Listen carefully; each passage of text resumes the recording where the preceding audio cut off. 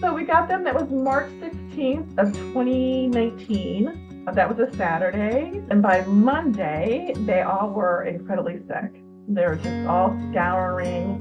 Vinny he was probably the most relaxed one out of the three that we had. He was pretty even tempered, just kind of chilled out, but they did get sick. We knew from previous calves that calves are the most vulnerable creatures, when they're just so little. So, probably coming from that dairy farm, a van, onto our van and onto our property, they ended up getting very sick. He wasn't really eating. They were scouring pretty bad. So it was kind of scary for a while. So he's kind of the go-between, I call him, because so the cow that we have, Benita, that's probably her number one friend is Vinny. And Vlad, who is his brother, he's probably his number one friend too. He gets along pretty much with everyone out there.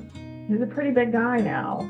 What used to be able to carry him where we needed to carry him, and then now you can carry us if you needed to. He's very inquisitive. He's very nosy.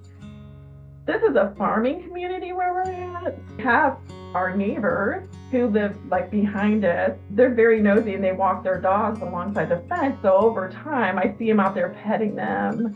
I wish I would understand, if you give a cow the attention and affection and you allow it to live as a cow would like to live, that they're just as affectionate as dogs. They're just as inquisitive. They're just as happy to see you.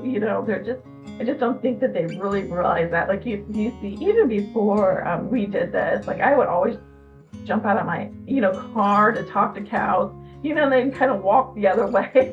You know what I mean? Probably because they weren't handled. These are big herds of cows, that are being raised for beef or whatever.